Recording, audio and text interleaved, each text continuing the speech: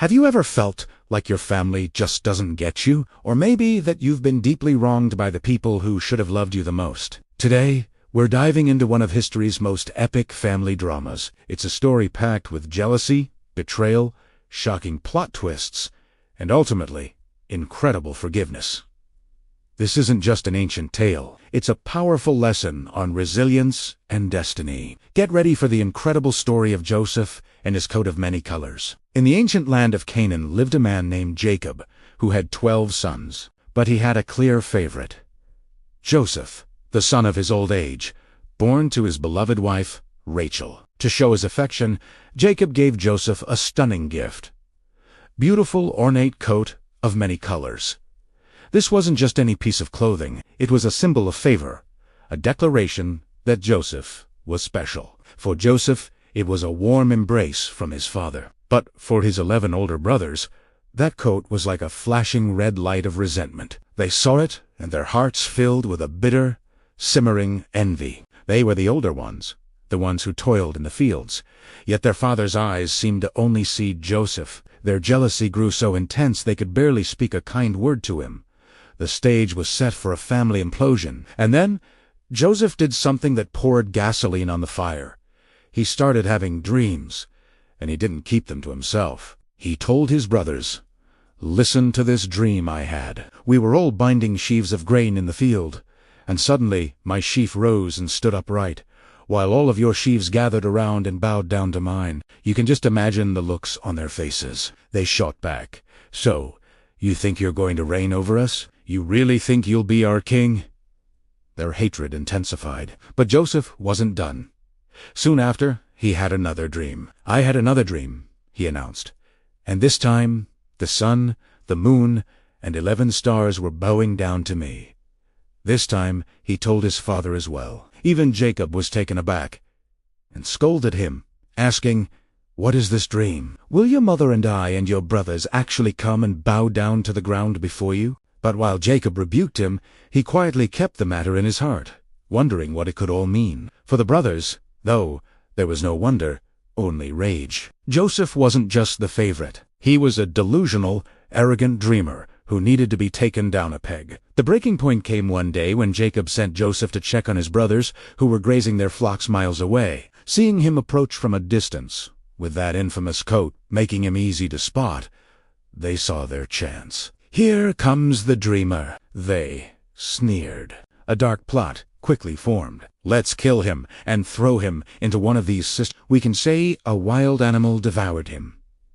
It was a cold-blooded plan. However, Reuben, the oldest, felt a pang of conscience. He suggested a less final solution. "Let's not kill him. Just throw him into this dry well out here in the wilderness." His secret plan was to come back later and rescue Joseph. So, when Joseph arrived, they ripped the beautiful coat from his back, the very symbol of their hatred, and threw him into the empty pit. Having disposed of their brother, they sat down to eat, their cold-heartedness on full display. As they ate, they saw a caravan of Ishmaelite traders heading towards Egypt. Judah, another brother, had a different idea, a twisted sort of mercy. "What will we gain if we kill our brother? Let's sell him to the traders. After all, he is our brother, our own flesh and blood." It was a purely transactional, heartless decision. So they pulled a terrified Joseph out of the pit and sold him for 20 shekels of silver. A brother sold into slavery by his own family. To cover their tracks, they dipped his beautiful coat in goat's blood and brought the tattered, stained garment back to their father. When Jacob saw it, his world collapsed. He cried out, "It is my son's coat. A fierce animal has devoured him." Joseph has surely been torn to pieces. Jacob was consumed by a grief so profound he refused all comfort, mourning for his favorite son for years to come, never knowing the horrifying truth. Meanwhile, Joseph was taken down to Egypt, a world away from everything he had ever known. He was sold again, this time to Potiphar, the captain of Pharaoh's guard. But here's where Joseph's story takes its first upward turn. Despite his circumstances, Joseph was hardworking, honest, and capable. The Lord was with him, and everything he did prospered. Potiphar saw this and was so impressed that he put Joseph in charge of his entire household. From a slave in chains to the manager of a powerful official's estate was a remarkable rise.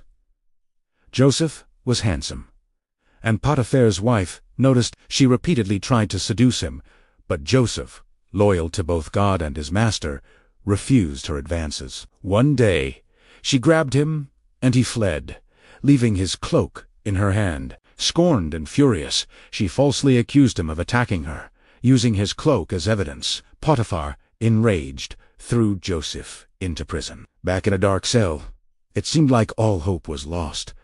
From a pit to a palace, and now to a prison. But even there, in the darkest of places, Joseph's character shone through. The warden saw his integrity and soon put him in charge of all the other prisoners. Joseph's administrative skills were just that good.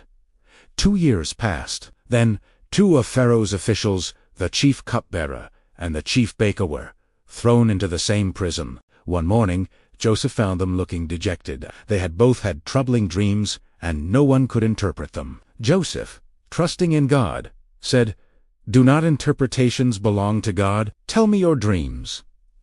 The cupbearer dreamed of a vine with 3 branches that produced grapes, which he pressed into Pharaoh's cup. Joseph explained, "In 3 days you will be restored to your position." The baker dreamed of 3 baskets of bread on his head, which birds were eating. Joseph's interpretation was grim. "In 3 days Pharaoh will hang you." And just as Joseph predicted, it all came to pass. Before the cupbearer was released, Joseph made a simple plea. "When all is well with you, remember me and mention me to Pharaoh, so I can get out of this prison." But once he was free, the cupbearer forgot all about the young Hebrew who had interpreted his dream. Joseph was left to languish in prison for 2 more long years. Then Pharaoh himself started having dreams. In the first, 7 fat healthy cows came out of the Nile, followed by 7 ugly gaunt cows that ate the healthy ones. In the second, 7 heads of plump, good grain were swallowed by 7 thin, blighted heads of grain. Pharaoh was deeply disturbed and summoned all the magicians and wise men of Egypt, but no one could tell him what the dreams meant. It was then that the cupbearer finally remembered. "Today I remember my failings," he said to Pharaoh, and told him all about the young Hebrew man in prison who could interpret dreams. Joseph was immediately summoned from the dungeon, cleaned up and brought before the most powerful man in the world. Joseph stood with quiet confidence. "I cannot do it," Joseph told Pharaoh, "but God will give Pharaoh the answer he desires." After hearing the dreams, Joseph explained, "The 2 dreams are one and the same. God has revealed to Pharaoh what he is about to do. The 7 good cows and 7 good heads of grain are 7 years of abundance. The 7 gaunt cows and 7 blighted heads of grain are 7 years of famine that will follow. The famine will be so severe that the abundance will be forgotten."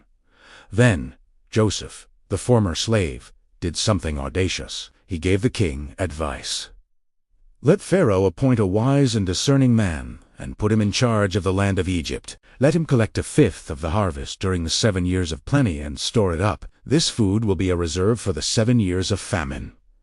Pharaoh was stunned. He looked at his officials and said, "Can we find anyone like this man, one in whom is the Spirit of God?" He turned to Joseph and declared, "Since God has made all this known to you, there is no one so discerning and wise as you. You shall be in charge of my palace, and all my people are to submit to your orders. Only with respect to the throne will I be greater than you." In a single day, Joseph went from prisoner to prime minister of Egypt. He was 30 years old. That boy in the pit was now second in command of the most powerful nation on earth. For 7 years, Egypt enjoyed unprecedented abundance, and Joseph masterfully managed the storage of vast quantities of grain. Then, just as he had predicted, the famine began. It wasn't just in Egypt. The famine gripped the entire region, including the land of Canaan where Joseph's family lived. Back home, Jacob and his sons were running out of food. Hearing there was grain in Egypt, Jacob sent 10 of his sons to go, and Bisome keeping only his youngest, Benjamin, at home, terrified of losing another son of his beloved Rachel. And so the brothers journeyed to Egypt. They were brought before the powerful Egyptian governor who controlled the grain supply, a man they did not recognize, a man dressed in Egyptian finery, speaking a different language. They bowed down before him, their faces to the ground. In that single moment, Joseph's childhood dream came true. His brothers were bowing to him. Joseph recognized them instantly, but he concealed his identity. His heart must have been a storm of emotions. He spoke to them harshly through an interpreter, accusing them of being spies. They frantically denied it, explaining they were 12 brothers. That one was dead, and the youngest was at home with their father. "To prove you're telling the truth," Joseph commanded, "one of you must go back and bring your youngest brother here. The rest of you will stay in prison."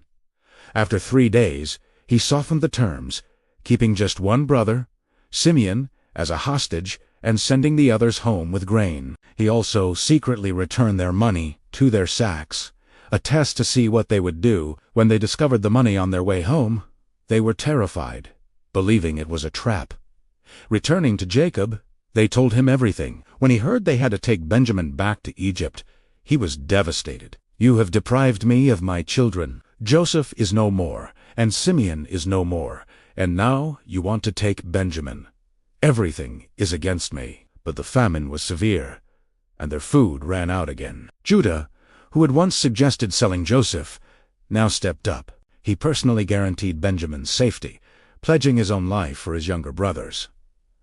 Reluctantly, Jacob agreed, so the brothers returned to Egypt, this time with Benjamin, and doubled the money to repay what they had found. When Joseph saw that Benjamin had come, he arranged for them to dine at his house. The brothers were terrified, thinking they were being trapped because of the money.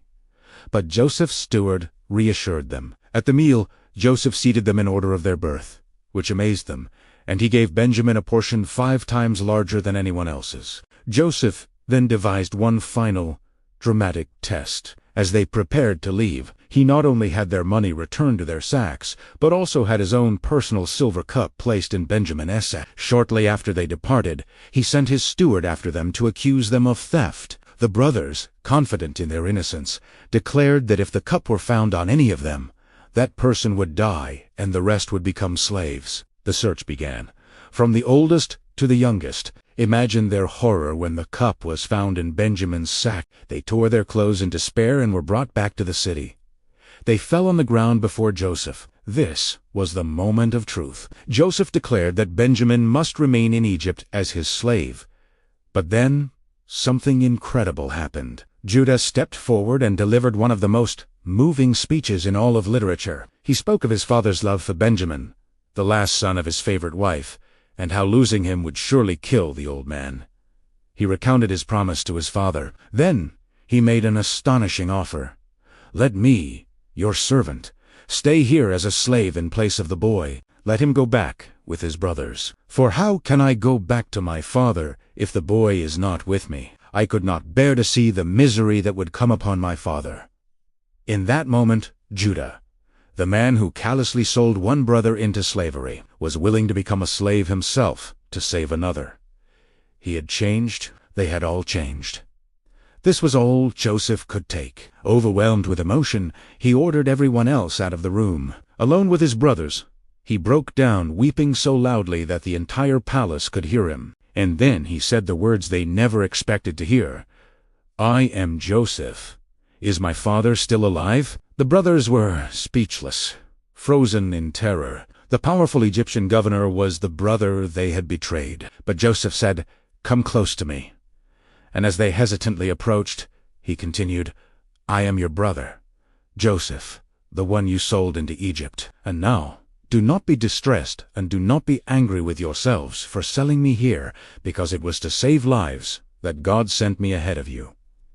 He saw the bigger picture. He saw a divine hand guiding the tragic events of his life. He explained that there were still 5 more years of famine to come. He told them to hurry back, get their father, and bring the entire family, all their households, all their livestock to Egypt. "You will live in the region of Goshen," he promised, "and I will provide for you."